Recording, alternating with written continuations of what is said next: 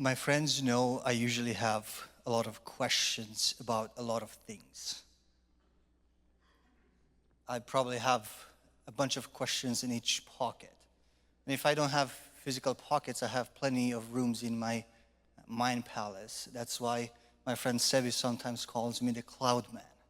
And sometimes, most of the time, with a head in the cloud, I'm exploring this or that topic. And tonight is no different. With the topic, Tame the Tongue, in mind, I'd like to invite you to join me as I attempt to think through the following questions. Question number 1.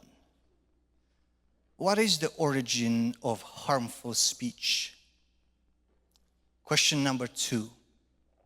Why is the untamed tongue so problematic? If we have enough time, we'll turn to several case studies covered in questions 3 and 4. Question 3. The majority criticizes someone based on some information, on some facts, actually. How should we handle this situation? Question number 4. How can apparently innocent discussions lead to unintended negative consequences? And to make my case, we will consider a very specific situation. You see a guy and a girl chatting, and everyone assumes there's something between them. What's wrong with talking about it? Question number 5.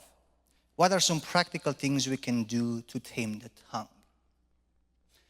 I'm not one to run away from difficult conversations, so let's get started. It's difficult when the dreamer and the realist are hosted by the same individual. The dreamer in me would like to think that we'll be able to cover all this, but the realist in me knows it's virtually impossible, but we'll do our best.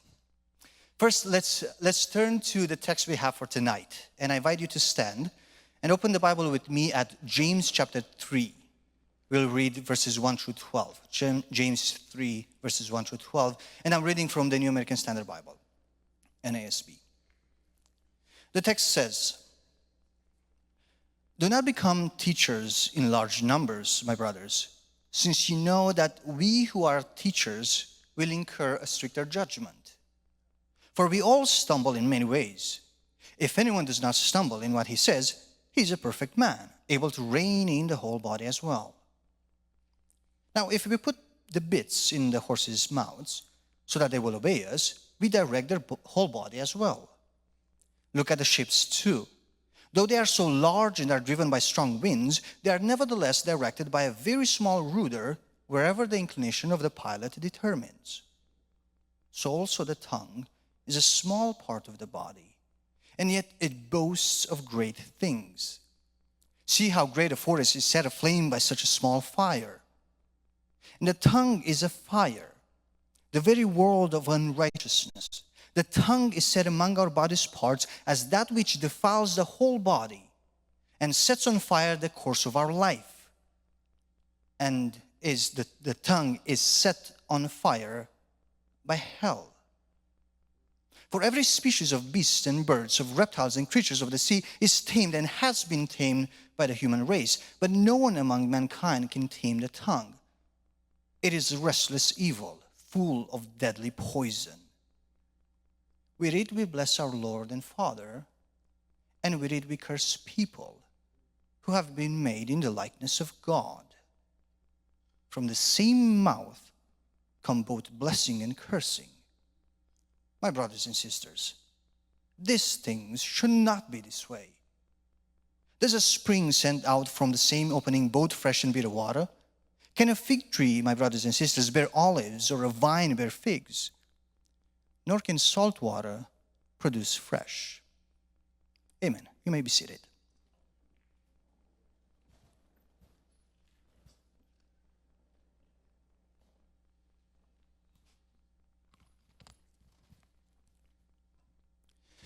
Now, scholars suggest that James's community was affected by conflicts and disagreements because people were fighting for the office of teacher.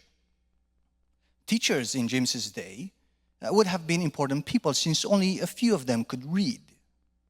As such, a certain authority was associated with the teaching ministry.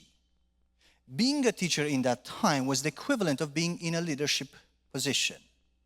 And so the desire of some was not so much to teach the ways of God, rather they used the teaching office as an avenue to power, influence, and status.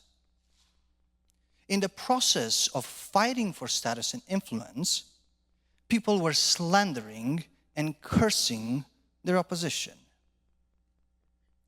Isn't it somewhat daunting to see how relevant the text is? If you thought the power struggles in our community are confined to our time or setting, think again. These challenges transcend centuries or cultures.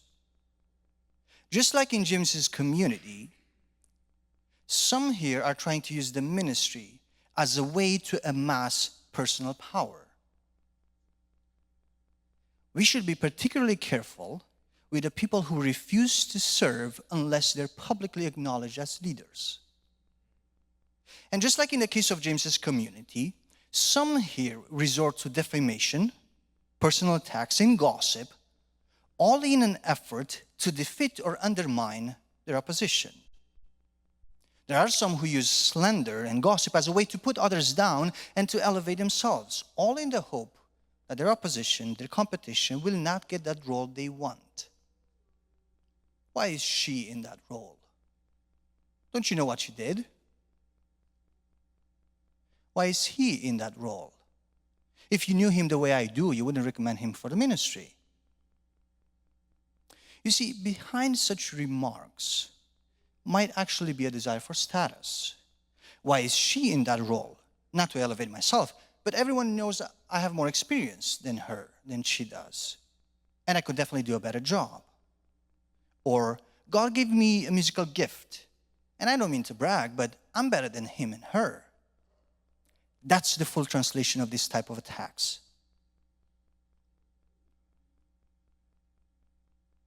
I promise my friends that I won't hold back. I have to say what I have to say. A word of caution to those masquerading their desire for power and status via personal attacks. We see right through you. You don't fool anyone. Coming back to our text, people are fighting for power, and in the process, they resorted to verbal attacks. And instead of cultivating a spirit of cooperation and compassion, they fostered a spirit of envy and conflict in the community. And James warns precisely against these types of people, and more narrowly, against the dangers of using our speech as a way to attack others.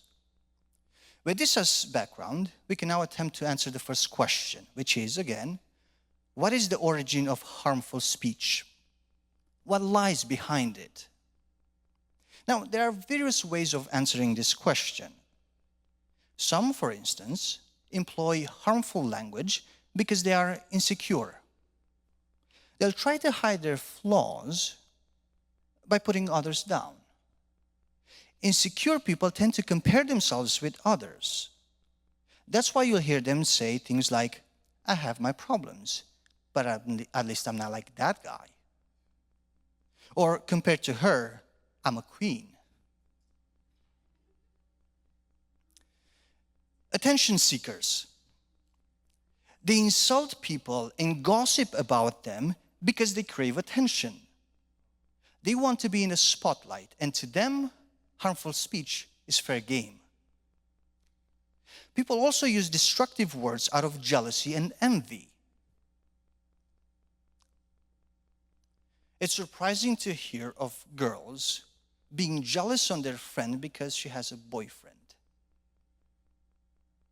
Some even spread rumors to make their friend doubt her relationship because they're jealous she has a boyfriend while they're single. Veiled, destructive speech. Sometimes malicious speech has conflict as its source. There's someone you just don't get along with, so you spread rumors about them, hoping to gain an upper hand in a conflict. you intentionally present only part of the story, which in turn makes the naive people be scandalized. And as a result, they go around telling others how bad the other party is. And thus you take advantage of naive people and you turn them into the mouthpiece of those rumors. More about the bias in our version of the story when we address question number 3, if we get there. It is true that the insecure, the attention-seeking, the jealous, and the confrontational people might use hurtful words to conceal their true problems. And it is true that malicious speech can stem from these things. But if we were to ask James about this, he'd challenge us to dig a little bit deeper. According to James, harmful speech originates somewhere else. James chapter 3 verse 6 reads, "And the tongue is a fire, the very world of unrighteousness. The tongue is set among our body's parts as that which defiles the whole body and sets on fire the course of our life. And the tongue is set on fire by hell." Now in verse 6, James traces the root of evil. And the phrase, "the tongue is set on fire by hell," identifies that origin. Now the word here translated as hell is Genna or Gehenna, which referred to Gehinnom, a valley south of Jerusalem. And this valley was known as a symbol of the center of evil and the stronghold of Satan. Symbolically then, Gehenna refers to the place where the devil resides. The implication in this verse is that Satan himself sets the tongue on fire. And so in this context, to say this, the tongue is set on fire by hell or Gehenna is essentially the same thing as saying that the tongue is set on fire by Satan. So, first question, what is the origin of harmful speech? James is clear. Satan is the ultimate source of the untamed tongue. This is as serious as it gets. And James continues in the same note, chapter 3, verse 8, the second part, reads, "But no one among mankind can tame the tongue. The tongue is a restless evil full of deadly poison." Now the image James uses here is that of a beast, of a barely and improperly caged beast, which breaks forth with irrational and destructive power. And the arsenal of this beast is deadly venom, intended to kill those touched by it. Having understood what the origin of harmful speech is, the answers to the second question are more evident. Second question is, why is the untamed tongue so problematic? James chapter 3, verses 10 through 12. "From the same mouth," says James, "come both blessing and cursing. My brothers and sisters, these things should not be this way. Does a spring send out from the same opening both fresh and bitter water? Can a fig tree, my brothers and sisters, bear olives, or a vine bear figs? Nor can salt water produce fresh." Another way of saying these things is to quote Jesus, "Every good tree bears good fruit, but a bad tree bears bad fruit. A good tree cannot bear bad fruit, nor can a bad tree bear good fruit." Let's also recall Matthew 15:11. "It is not what enters the mouth that defiles the person, but what comes out of the mouth. This defiles the person."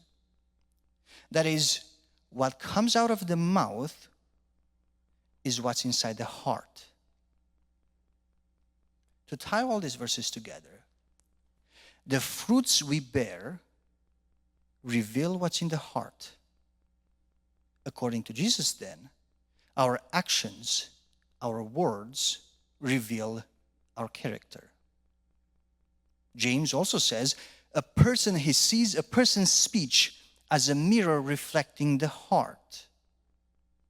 Our words are a window into our spiritual life.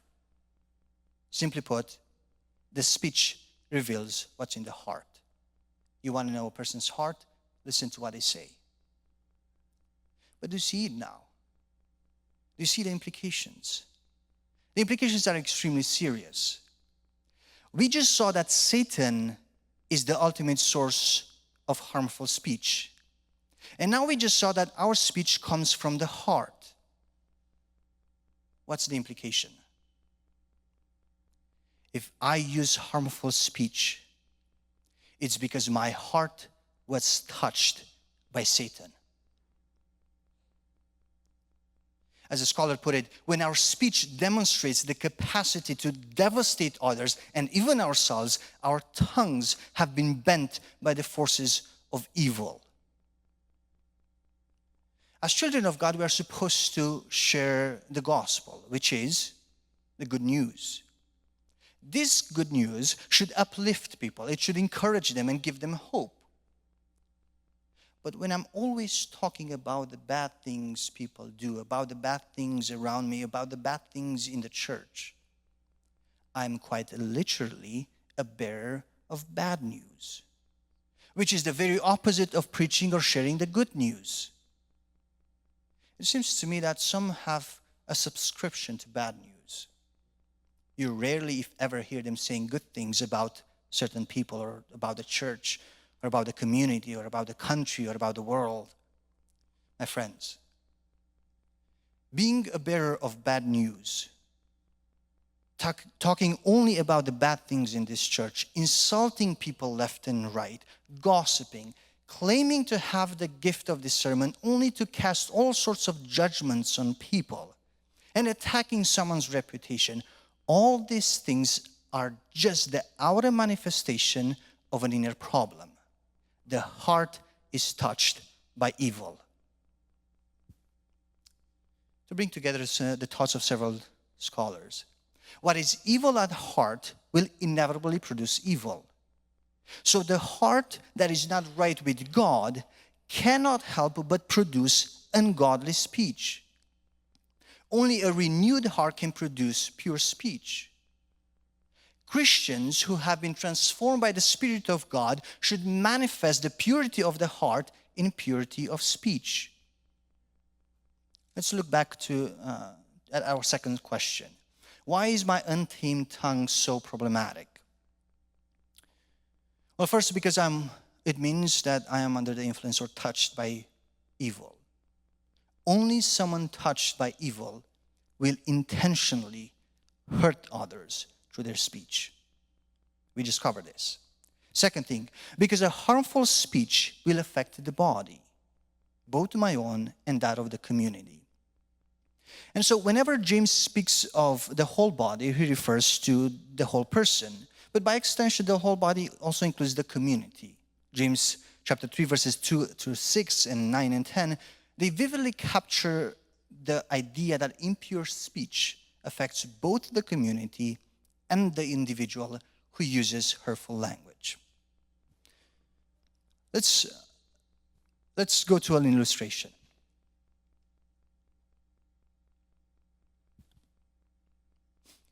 Imagine there's a big tree over here, and we all have our own branch, a branch that supports us. We all sit on our own branch. Whenever I hurt someone through my words, I make a cut into that person's branch. It's not a big cut, I say. I know I wasn't supposed to talk about this or to gossip about this person, but it's not that big of a deal. Look, the cut is tiny. But others see me doing this and they join in. They too start talking, and every harmful thing that's being said about the person adds a cut into their branch. Now it's just a matter of time until that branch breaks and makes that person fall. But you see, the fall is not caused by a sudden violent blow. Rather, the branch breaks as a result of multiple tiny cuts. But the community doesn't see that. The other people in the tree only see the straw that breaks the camel's back. They only hear about the last thing that made the person fall. And they even criticize the wounded person. Why are you so sensitive? Why are you so weak and let one personal attack get to you? The reality, however, is there were a series of cuts that person experienced. What kind of cuts? I'll speak plainly to you. Mean comments followed by, I was joking. Or, what? Can't you take a joke? Insincere compliments. I like your makeup, but you know the blend was a bit of a fail. Sarcastic, demeaning remarks. You say, you're really good at this, right after someone failed at something.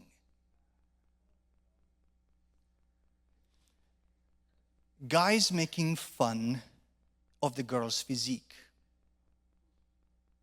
And you might think it's not that big of a deal.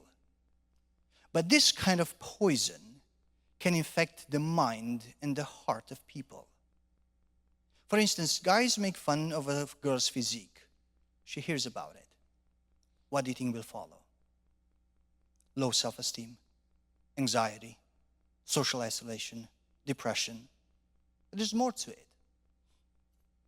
A guy in the group might secretly like her. But since the boys make fun of her, he won't approach her because all the guys will look down on him. Girls rating guys on their appearance. The guys will eventually hear about it. But like in the guy's case, this kind of things can prevent genuine connections from forming.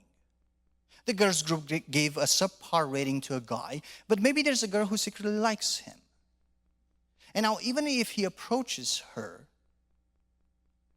she won't be very inclined to say yes because of the spoken or unspoken judgment of the group. She's with a guy no other girl likes. And it all started with a silly thing. Guys making fun of the girl's physique and girls rating guys. This kind of harmful speech has the potential of undermining someone's future. What other cuts? Spreading rumors, intentionally undermining other people's good ideas out of jealousy, turning someone into a laughingstock, intentionally embarrassing someone in front of others, sharing private information without consent, intentional misrepresentation of facts, constantly criticizing someone, insulting people, racist remarks, comments intended to marginalize people. Tiny cuts will weaken someone's branch, and then it breaks, and then they fall. Look around you. Do you know people who used to come to our church but are no longer here? Tiny cuts. And you don't even feel guilty about it because you say, I only made a small cut. But the truth is, we cut their branch off. My gossip, your slander, the misrepresentation of events, the gaslighting, the bullying, the mocking, all these cuts put together made them fall from the tree. We cut them off. Some are in this very moment inches away from falling because of our cuts. How is it that someone who was doing just fine ends up in emotional and psychological collapse? Well, the slander and the defamation will cause stress and anxiety. This, in turn, eats away at self-esteem. Since people cause the stress, cause them to feel that way, they'll start being suspicious of everyone. And this, in turn, can lead to social isolation, lost friendships, lost connection with the church, depression, and then they disappear. They drift apart. The cuts we make into someone's branch can push them into a downward emotional and spiritual spiral. Listen. What to you may seem like an insignificant, mean comment, to them might be the trigger that causes their past trauma to resurface. James 3:5 says, a great forest is set on fire by a small spark. If you're wondering if I'm angry, the answer is yes. But I would dare say it's a holy anger. Why can't we just be kind to each other? James 3:6 tells us that the tongue is set among our body's parts as that which defiles the whole body and sets on fire the course of our life. We just saw how our speech harms others and can undermine someone's future. Our tongue sets on fire the course of our lives. So back to our second question. Why is my untamed tongue so problematic? First, because it means my heart was touched by evil. Second, because destructive speech will harm people. We covered these two things. And third, because my untamed tongue will bite me back. Usually people assume that my harmful speech will only hurt or affect the other person. I beg to differ. You might ask yourself, how will me using malicious speech turn against me? Proverbs 18:21. The tongue has the power of life and death, and those who love it will eat its fruit. In other words, if I use speech to destroy others, I will be destroyed in the process. How come? Let's return to the illustration of the tree. Whenever I make a cut into someone else's branch, a cut appears in my branch as well. Every single time I misuse my tongue, a cut appears in my branch. Why? Jerry is my friend. I asked for permission to give him as an example. He's my friend. He comes to me and shares personal things. After a while, I meet with Nathan. I also ask his permission. At one point, I say, listen, Nathan, Jerry shared something with me. He said I should keep it to myself. But Nathan, I trust you, so please don't tell anyone. And then I proceed to tell Nathan what Jerry shared in private. Let me ask you this. In this scenario, what am I telling Nathan about myself? How do I present myself to him? I intentionally broke a promise I made to Jerry. I betrayed his trust. So by sharing with Nathan what Jerry told me in private, I am telling Nathan I cannot be trusted. I just shared Jerry's secret. What guarantee will Nathan have I won't do the same thing to him? And so Nathan will naturally lose his trust in me, and he will try to stay away from me. And that's how my sin will bite me back. There are consequences to our actions and words. You're always gossiping and making fun of people. You casually put labels on them. I don't want to say anything bad about her, but, and then you proceed to say something bad about her. Hypocrisy. Listen, this kind of speech will bite you back. Do you really think people will want to hang out with you? For a while, people might find it amusing to talk about others. But how long can one stay in such a toxic environment? If I'm always putting others down, godly people will walk away from their friendship with me. Let's say you gossip and mock your former friends. Do you think your current friends don't notice this? You think they don't know it's just a matter of time until you'll talk bad about them just as you're doing with your former friends? This will turn against you. Social isolation. And then you complain you have no friends or that everyone marginalizes you. Sin bites back. So if people distance themselves from me, I have to ask myself, is it possible that I push them away through my hurtful speech? Well, if I start saying bad things about people left and right, if I share private details, if I gossip about everyone, why am I so surprised that people don't like me? I did it to myself. The cuts I made into someone else's branch appear in my branch as well.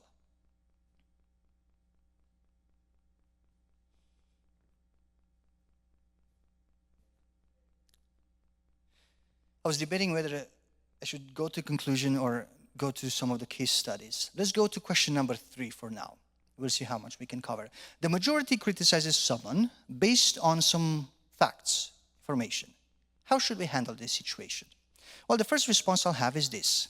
People are biased. Imagine you're a journalist in a first century world. You hear about a man named Jesus, so you travel to Israel to write a story about him. So you start interviewing the people who have some sort of interaction with him. So you go to the crowds to interview them and you ask, what do you say about Jesus? He was a good guy at first, but then we needed a miracle and he refused to help us. Mark chapter 6, verses 1 to 6. A Jesus who refuses to help others? It's not the Jesus we imagined. You continue with your interviews and you talk to the Roman authorities. We found no fault in him, they say. So you honor him, right? No, we crucified him. So the Romans are saying through their actions that Jesus is so despicable that he deserves a death reserved only for the lowest of the low. But you don't stop there. You talk to the religious leaders. What do you think of Jesus? Jesus is a sinner. He blasphemes. He's in league with Beelzebub, the prince of demons. He's a troublemaker, one who creates a division in our community. He talks bad about our leaders. He thinks he's better than all of us. He breaks the Sabbath. He claims he can forgive sins. He deserves to die. So the religious leaders view Jesus with suspicion, constantly challenging his authority, tirelessly trying to trap him, shamelessly accusing him of blasphemy, and foolishly asking for his crucifixion. But you're a journalist and you start thinking, well, so far, we don't have a very favorable portrait of Jesus. If we were to rely only on what these people say about him, we wouldn't get the impression that Jesus was a good guy. But surely those closest to him have good things to say about him, right? You continue with your interviews, so you talk to the wider group of disciples. So Jesus empowered you to cast out demons, right? Yes, that's true. So you follow him all the way to the end. But no. Jesus was a radical, and so was his teaching. And after a while, we couldn't stand it, so we left. But you persevere, and you turn to the 12 disciples. They stay with Jesus for a while, only to abandon him later on. Peter goes as far as to deny having met Jesus, and Judas sells Jesus. And they say, the 12 say, we had hopes from him that he didn't fulfill.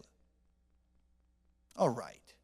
Surely his family, Jesus' family, had good things to say about him, right? John chapter 7, verse 5, Jesus' brothers mocked him, for even his own brothers did not believe in him. Yet again, Mark chapter 3, verse 21, when his family heard about this, they went to take charge of him, for they said, he, that is Jesus, is out of his mind.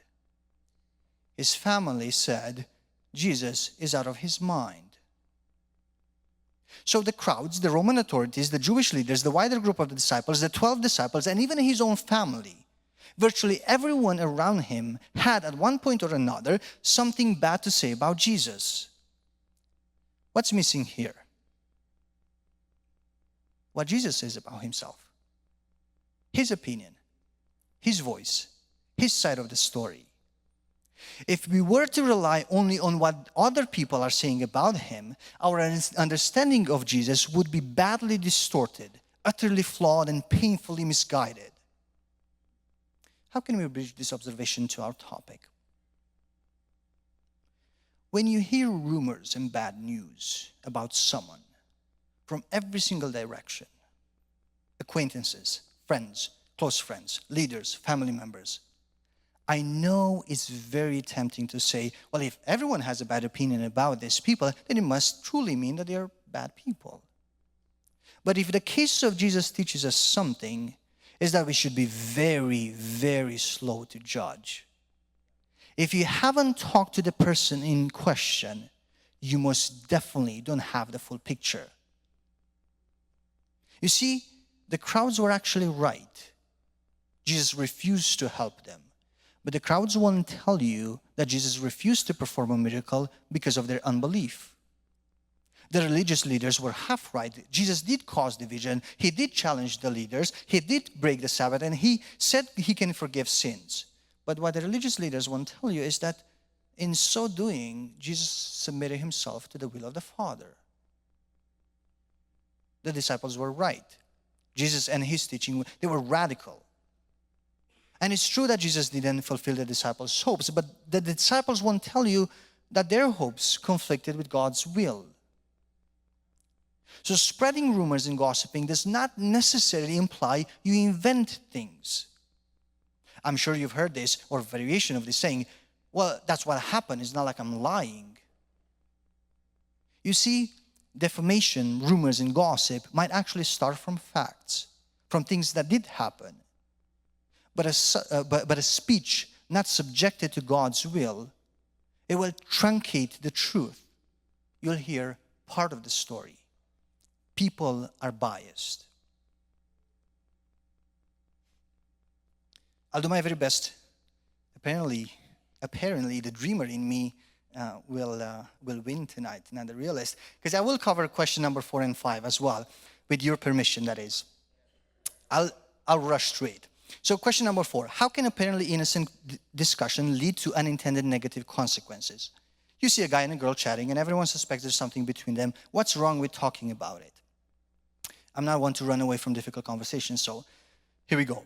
Imagine two cities that are not connected.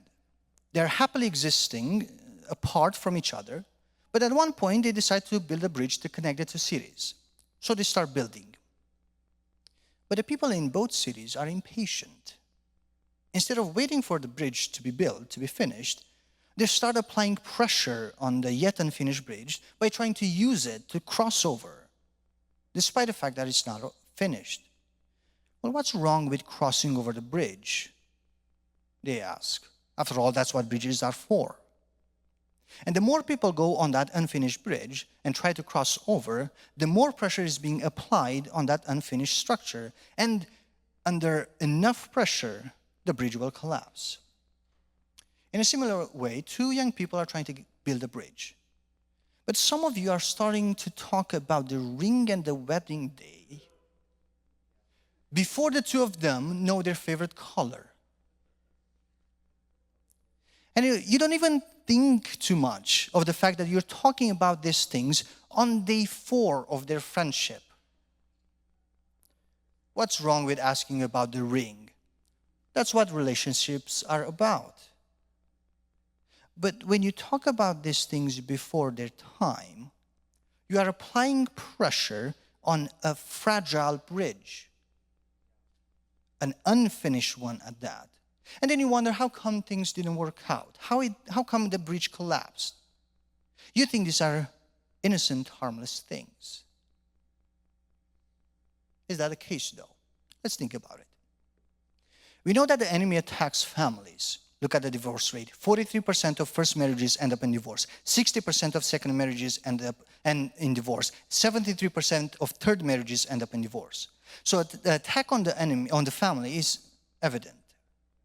But in addition to attacking existing families, the enemy tries to prevent the formation of new families. You don't believe me? Look at the data.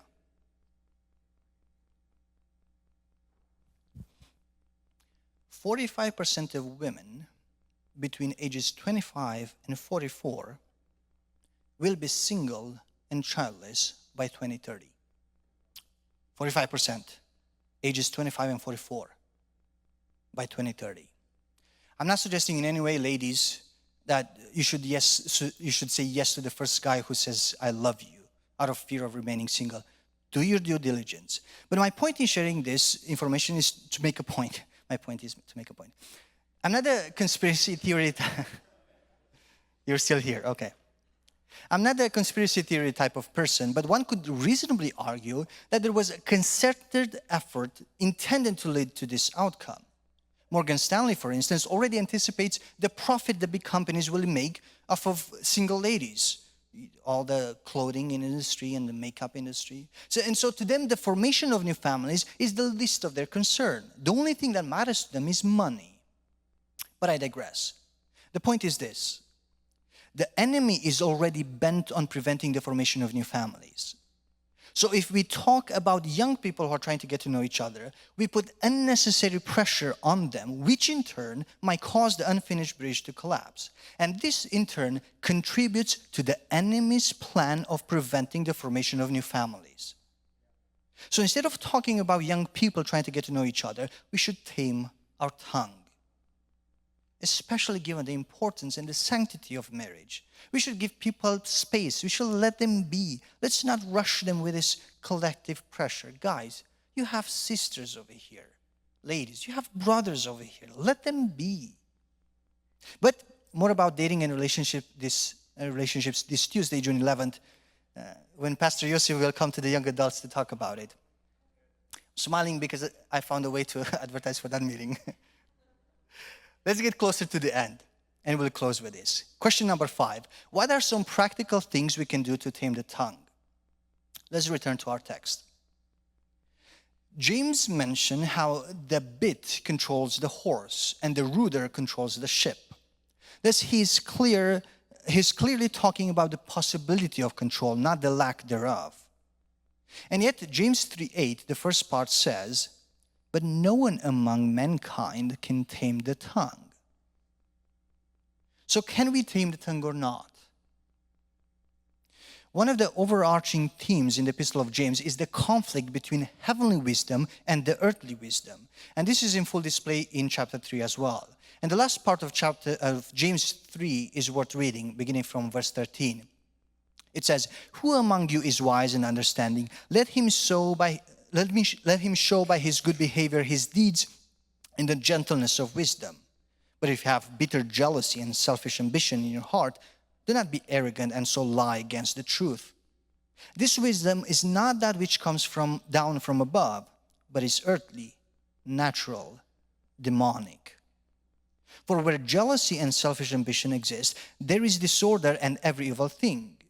But the wisdom from above is first pure, then peace-loving, gentle, reasonable, full of mercy and good fruits, impartial, free of hypocrisy. And the fruit of righteousness is sown in peace by those who make peace.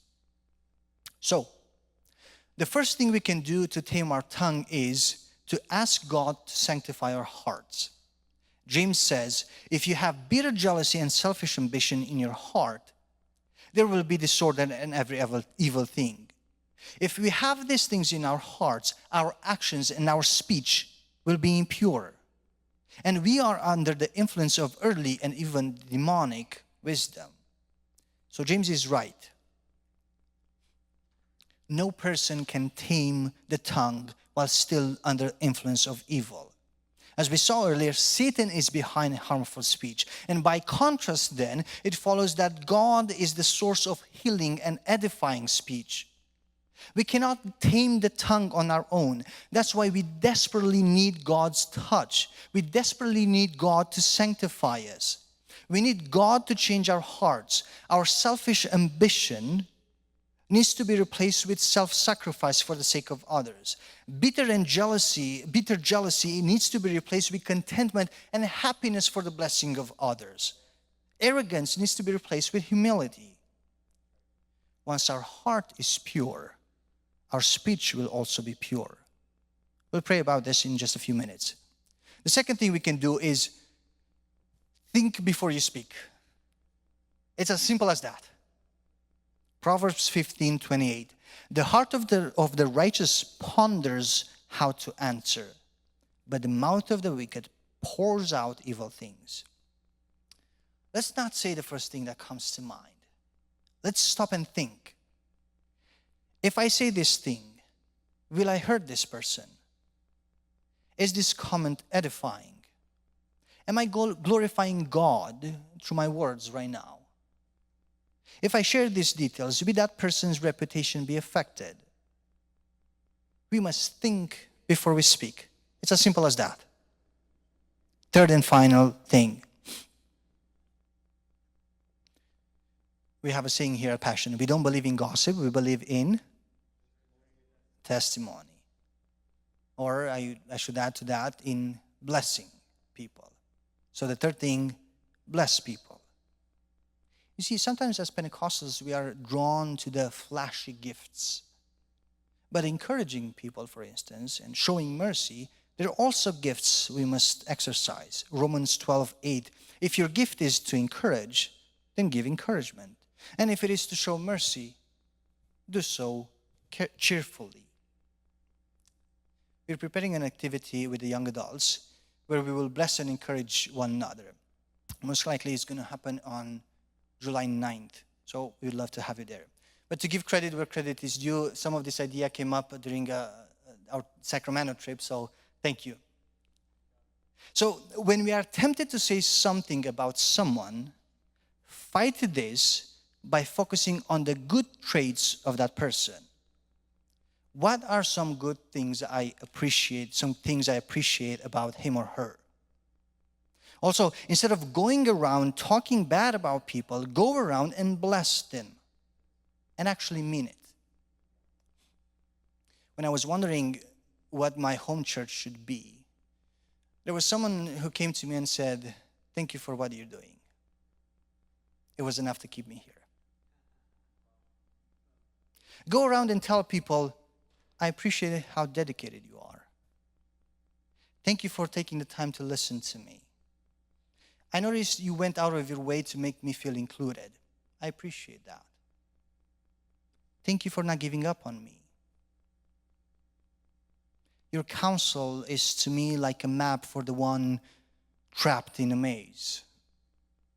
I was in a dark place, entertaining bitter and vengeful thoughts, but your unwavering kindness diffused my hostile attitude. Your empathy for others is like a flower in a deserted place. It brings hope to the weary heart. Your laughter is to my heart like sunny days during a Seattle winter. The joy of the Lord looks good on you." My dear friends, let's bless one another. Don't leave this place without blessing at least 5 people. For now, I invite you to stand. We'll go into a prayer. At one point or another, we all failed. We all hurt people through our speech. And this is a call to repentance. Let's confess our sin. Let's ask for forgiveness.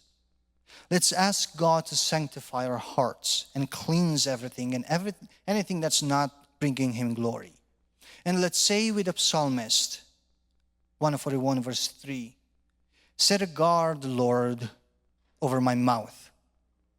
Keep watch over the door of my lips." Let's pray.